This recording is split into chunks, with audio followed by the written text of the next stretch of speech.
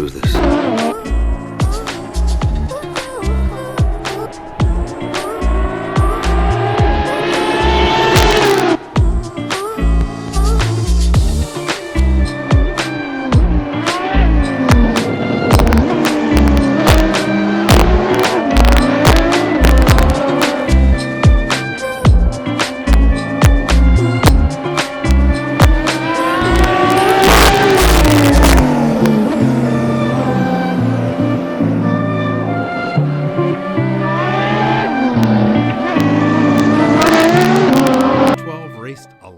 It won nearly as often as it raced, enough to win 14 championship titles, including 3 Manufacturers' Cups.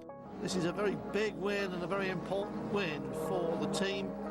For one of those, in 2005, it beat its next closest competitor with nearly twice as many points. That competitor was Ferrari.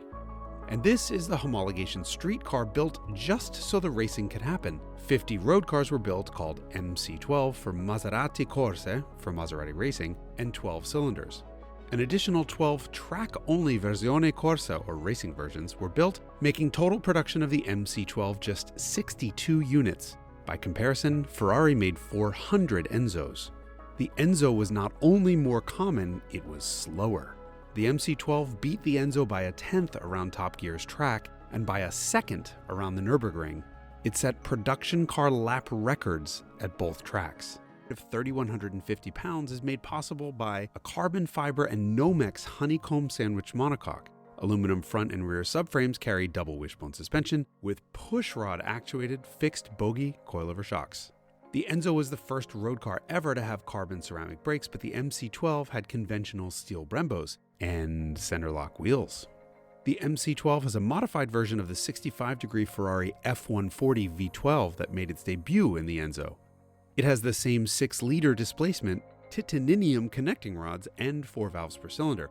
But instead of a chain driving the 4 cams, Maserati switched to a gear drive. Redlined at just 7,500 RPM, it was rated at slightly less power than the Enzo, but with almost 100 pounds less to carry around than the Ferrari, 630 horsepower was probably enough, as was 481 pound-feet of torque. 0 to 60 was yours in 3.7 seconds. The quarter mile screamed by an 11.8 at 124, and top speed was 205 miles an hour. Coated carbon fiber, Maserati chose a silver lame open weave cloth called Britex for the interior. This was to be reminiscent of carbon without looking cheap and tacky. The MC12 had no radio because why on earth would you want to drown out the sound of a Ferrari V12? And by the way, those doors open conventionally, no butterfly doors like the Enzo has, but that's because the MC12's roof comes off. Yes, it's a homologation convertible Enzo. The MC12 came in precisely one color, well, technically 2. It's an incredible pearl white and a Maserati blue two-tone. Hopefully the pearl effect comes across in your little phone screen because in person this paint is stunning. Aerodynamics were really the boss here, no surprise given the rear wing is 6.5 feet wide. It produced enough downforce to change the weight distribution by 7 points at 125 miles an hour.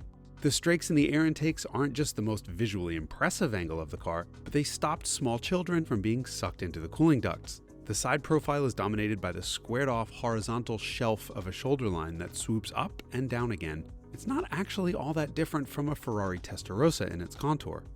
There are vents and intakes everywhere, including at the top of the fenders, the engine cover, and an upside-down smiley face at the rear right above the enormous twin actual diffusers. The lighting looks, well, like an afterthought with round lenses and reflectors seemingly randomly placed everywhere, including in the blue-painted headlight buckets. The MC12 has all the right ingredients, but the headline is that it's a Ferrari Enzo underneath. Nothing more really needs to be said. Except that Ferrari never raced the Enzo. Maserati ever made, the MC12 might be the rarest car we ever put in the spotlight.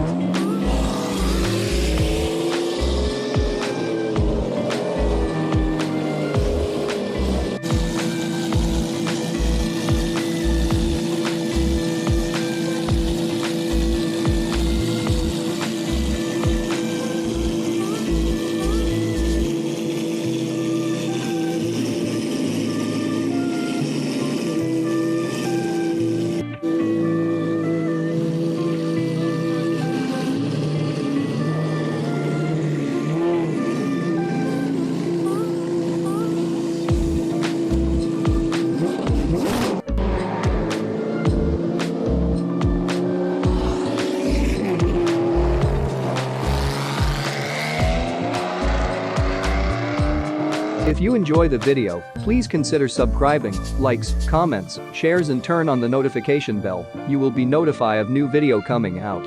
Thank you for watching and drive safe.